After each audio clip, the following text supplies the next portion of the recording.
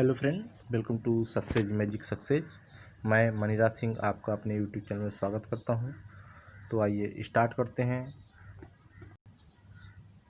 आज का हमारा टॉपिक है सोलर सिस्टम, जिसमें हम बहुत सारे जो इम्पोर्टेंट क्वेश्चन अक्सर पूछे जाते हैं कि कितने ग्रह हैं, किसका परिक्रमण काल कितना है, वरीयता क्रम में कौन सा सबसे बड़ा ग्रह है, कौन सा सबसे छोटा ग्रह है, किन उपग्रहों के कोई भी उपग्रह नहीं है, मतलब किन ग्रहों के कोई भी उपग्रह नहीं है, जैसे कि शुक्र का, पृथ्वी का कोई भी उपग्रह नहीं है, सर्वाधिक उपग्रह किसके हैं। इसी तरह महत्वपूर्ण क्वेश्चंस के बारे में इस वीडियो में हम स्टडी करेंगे। तो आइए शुरू करते हैं आज का टॉपिक सोलर सिस्टम। उससे पहले कुछ और चीज़ जान लेते हैं। जो हमारा सौरमंडल है उसका जो मुख्य केंद्र है वह है सूर्य, और सभी ग्रह हमारे क्या करते हैं, सूर्य के चारों ओर परिक्रमा करते हैं। इसके अतिरिक्त जो सभी ग्रह हैं वो क्या करते हैं, अपने परितः मतलब अपने चारों ओर भी घूर्णन करते हैं, और उसके साथ साथ ही सूर्य के चारों ओर भी घूर्णन करते हैं। तो इसके बारे में भी हम स्टडी करेंगे। तो आइए देखते हैं। अगला हमारा क्वेश्चंस जो इससे रिलेटेड है उसके बारे में बेसिक चीज़ जान लेते हैं। सौरमंडल किन किन चीज़ों से बना हुआ है। तो सौरमंडल जैसे आपको पता है हमारा 8 ग्रह उपग्रह, मतलब ग्रहों के जो उपग्रह हैं उनसे क्षुद्र ग्रह और धूमकेतु से मिलकर बना है। क्षुद्र ग्रहों को ही एस्टेरॉइड्स कहते हैं और धूमकेतु को कॉमेट्स कहते हैं। तो ये देखते हैं। तो जैसा कि आपको पता है हमारे सौरमंडल मुख्यतः 8 ग्रह हैं, जिनका नाम है घटते क्रम में, यानी कि सबसे बड़ा जो ग्रह है हमारा वह बृहस्पति है। उसके बाद शनि आता है, फिर यूरेनस का नंबर आता है, यूरेनस को ही हम अरुण बोलते हैं। नेक्स्ट हमारा ग्रह है नेपच्यून, जिसको वरुण के नाम से जाना जाता है। अगला पृथ्वी, शुक्र, मंगल और बुध। ये हमारे 8 ग्रह हैं, जिसमें सबसे छोटा बुध है जो सूर्य के सर्वाधिक निकट भी स्थित है।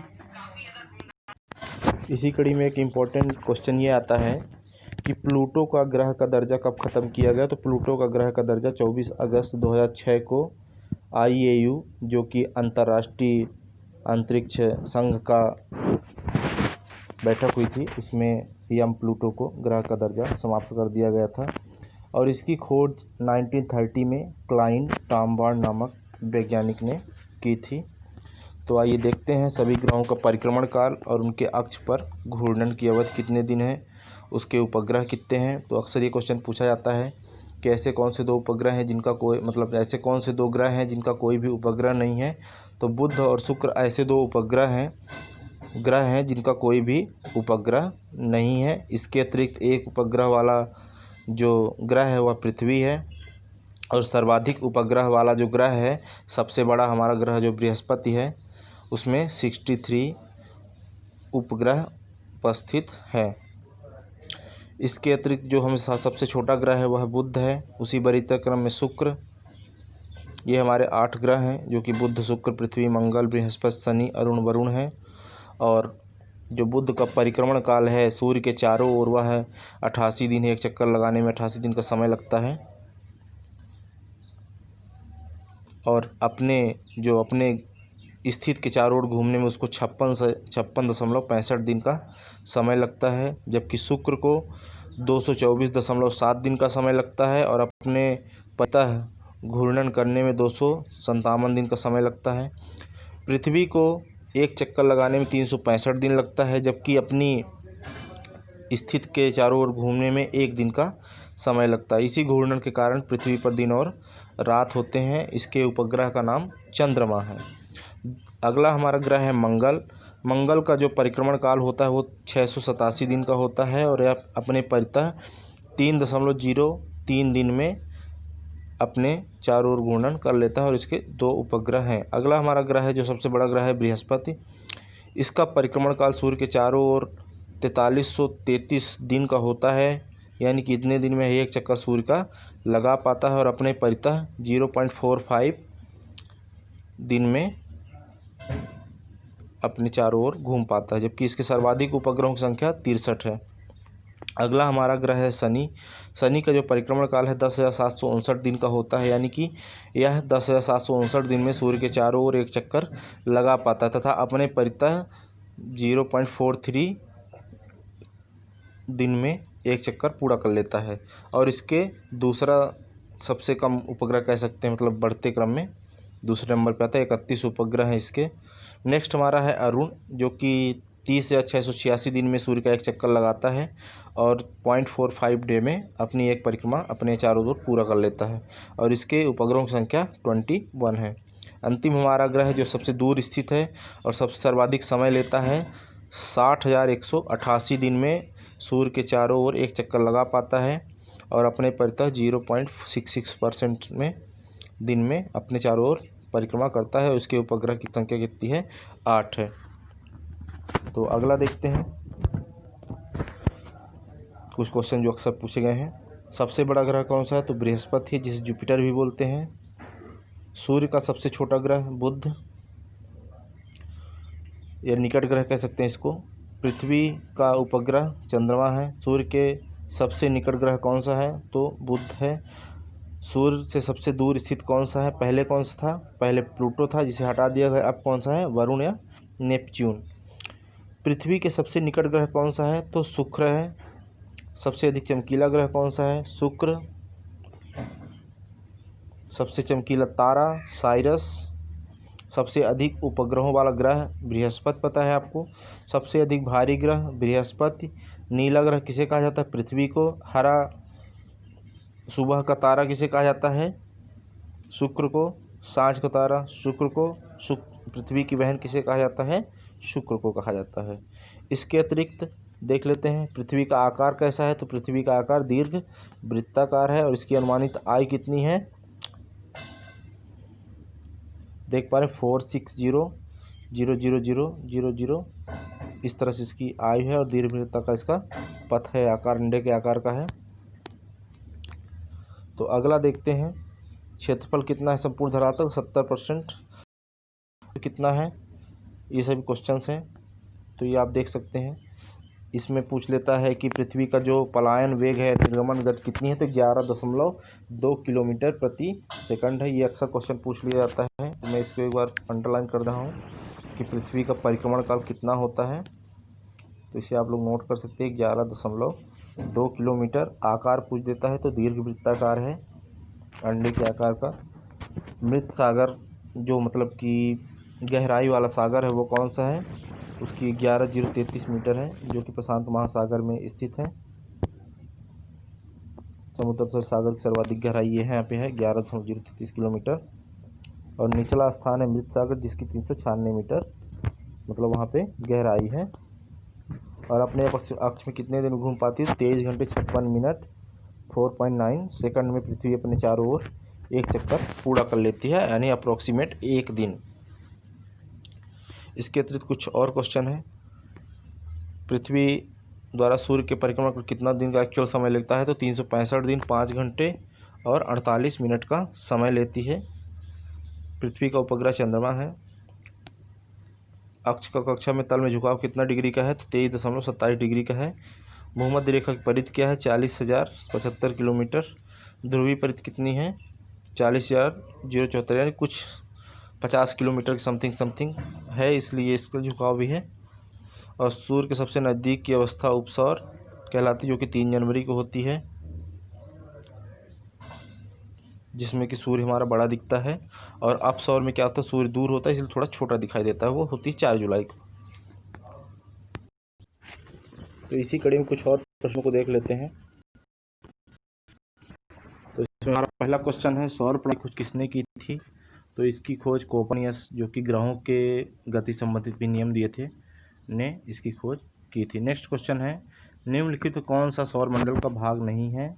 तो जैसा कि मैंने आपको पहले में बताया था, क्षुद्र ग्रह, धूमकेतु, ग्रह, ये सभी हमारे क्या हैं? सौर मंडल के भाग है। इन्हीं से मिलकर सौर मंडल हमारा बना हुआ होता है। तो इसका आंसर हो जाएगा डी, जो कि निहारिका कहलाता है। निहारिका हमारे सौर मंडल का भाग नहीं होता है। तो अगला क्वेश्चन देखते हैं, अंतरिक्ष में कुल कितने तारामंडल हैं? तो अंतरिक्ष में कुल 89 तारामंडल हैं। नेक्स्ट है, ब्रह्मांड में विस्फोटी तारा कहलाती है, किसे कहा जाता है? वह लुब्धक तारा जो होता है वह विस्फोटी तारा कहलाता है। तो अगला क्वेश्चन देखते हैं, नॉर्वे में अर्धरात्रि के समय सूर्य कब दिखाई देता है? तो नॉर्वे में अर्धरात्रि के समय सूर्य 21 जून को दिखाई देता है, जो रिफ्लेक्शन के कारण होता है। निम्नलिखित में से किनके बीच औसत दूरी को खगोलीय एकक कहा जाता है? तो जो सूर्य से पृथ्वी के बीच की दूरी होती है वह क्या कहलाती है? खगोलीय एकक कहलाती है। और इसको नापने के लिए प्रकाश वर्ष का हम यूज कर सकते, मतलब जो भी खगोलीय दूरियों को नापने के लिए यूज किया था वो प्रकाश वर्ष होता है। नेक्स्ट क्वेश्चन है, सूर्य में रासायनिक मिश्रण में हाइड्रोजन का प्रतिशत कितना है? तो हाइड्रोजन प्रतिशत 71% है और संलयन के द्वारा इसमें ऊर्जा उत्पन्न होती है। नेक्स्ट है, निम्नलिखित में कौन सा एक तारा है? तो सूर्य क्या है? एक तारा है। अगला क्वेश्चन देखते हैं, सौर पृष्ठ पर लगभग कितना तापमान होता है? सौर का जो ऊपरी भाग होता है वहाँ पे लगभग 6000 डिग्री सेल्सियस तापमान होता है। नेक्स्ट देखते हैं, सूर्य की सतह पर हाइड्रोजन के अलावा दूसरा कौन सा तत्व बहुतायत में पाया जाता है? तो वह है हीलियम, क्योंकि हाइड्रोजन जब संलित होता है तो वह हीलियम का निर्माण करता है। तो अगला क्वेश्चन देखते हैं, सूर्य प्रकाश धरती तक पहुंचने में कितना टाइम लेता है? तो अप्रोक्सीमेट 8 मिनट। 8 में ऐसा ऑप्शन नहीं दिया है, तो 8.3 तक दे सकता है, तो वो आप देख सकते हैं, तो आप इसे नोट कर लें। नेक्स्ट है, सूर्य के सबसे पास कौन सा ग्रह है? जैसा कि मैंने आपको बताया था, सूर्य का सर्वाधिक पास ग्रह है वो बुध है और पृथ्वी का सर्वाधिक पास ग्रह है वो शुक्र है। तो अगला क्वेश्चन देखते हैं, बुध नक्षत्र में एक वर्ष में दिनों की संख्या कितनी होती है? तो जो आपको मैंने बताया था 88 डे होता है एक वर्ष में, और परिक्रमा 56 पॉइंट कुछ डे में जो मैंने बताया था उसमें पूरी करता है अपने घूर्णन अवधि में। तो अगला क्वेश्चन है, निम्नलिखित में कौन से ग्रहों के चारों ओर घूमने वाले उपग्रह नहीं हैं? तो दो ग्रह मैंने आपको बताया था, शुक्र और एक हमारा शुक्र हो जाएगा और दूसरा बुध ग्रह। ये दो ऐसे ग्रह हैं जिनका कोई भी उपग्रह नहीं है, तो इसे आप नोट कर सकते हैं। स्पेसिफिक अपवाद के रूप में भी कह सकते हैं इनको है। और सर्वाधिक हमने बताया था बृहस्पति के 63 हैं, शनि के 31 उपग्रह हैं। तो अगला देखते हैं, अगला क्वेश्चन हमारा है, कौन सा ग्रह सूर्य का चक्कर सबसे कम में लगाता है? तो आपको पता है सबसे कम में जो पास में होगा वो सबसे कम में लगाए, जो दूर होगा सबसे लेट में लगाएगा। तो बुध हमारा टोटल 88 डे में लगाता है चक्कर। तो अगला क्वेश्चन, सौर मंडल का कौन सा ग्रह लगभग पृथ्वी जितना बड़ा है? तो वो शुक्र, क्योंकि यह पृथ्वी की बहन भी कहलाता है, इसलिए शुक्र हो जाएगा सी। अगला क्वेश्चन देखिए, सबसे चमकीला ग्रह कौन सा है? तो पता है आपको शुक्र है, तो ये हमारा सुंदर ग्रह कौन सा है? शुक्र है। तो अगला क्वेश्चन देखते हैं, पृथ्वी में सर्वाधिक निकट कौन सा ग्रह है? तो मैंने आपको बताया शुक्र इसका आंसर हो जाएगा। तो अगला देखते हैं, निम्नलिखित में किस एक को भोर का तारा कहा जाता है? तो आपको पता है भोर का तारा शुक्र ग्रह को कहते हैं। अगला है, सुपरनोवा क्या है? तो सुपरनोवा क्या है? एक मृत प्राय तारा है। अगला क्वेश्चन है, उत्तरी ध्रुव की खोज किसने की थी? तो उत्तरी ध्रुव की खोज रॉबर्ट पियरी ने की थी। फिर नेक्स्ट क्वेश्चन है, साउथ पोल पहुंचने वाला व्यक्ति कौन था? तो एमडस सेन हमारे क्या थे? दक्षिणी ध्रुव पर पहुंचने वाले व्यक्ति थे। तो अगला क्वेश्चन देखते हैं, तारे पूर्व से पश्चिम में किस कारण ज़्यादा दिखते हैं? क्योंकि हमारी जो पृथ्वी है वो क्या करती है? पश्चिम से पूर्व की ओर घूमती है, इसलिए हमें पूर्व से पश्चिम के तारे ज़्यादा दिखाई देते हैं। अगला क्वेश्चन है, किस ग्रह को नीला ग्रह कहा जाता है? तो आपको पता है पृथ्वी को नीला ग्रह कहा जाता है, क्योंकि पानी के रिफ्लेक्शन के कारण इसमें नीला दिखाई देता है। अगला देखते हैं क्वेश्चन, पृथ्वी स्थित है, तो पृथ्वी किसके बीच में स्थित है? शुक्र और मंगल के मध्य में स्थित है। नेक्स्ट क्वेश्चन है, किस दिन पृथ्वी सूर्य के सबसे निकट होती है, जिसे अपसौर बोलते हैं? तो वो होता है 3 जनवरी को।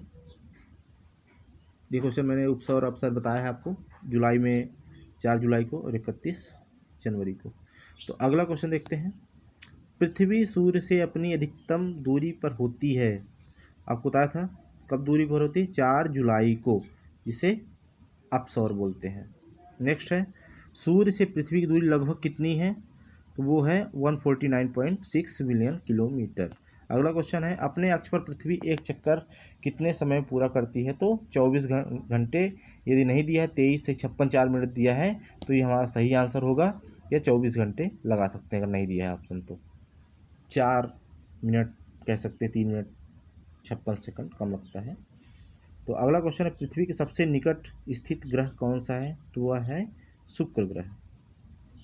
अगला क्वेश्चन देखते हैं, निम्नलिखित में से कौन सा तारा पृथ्वी के सर्वाधिक समीप है? तो कौन सा तारा सर्वाधिक समीप पृथ्वी के?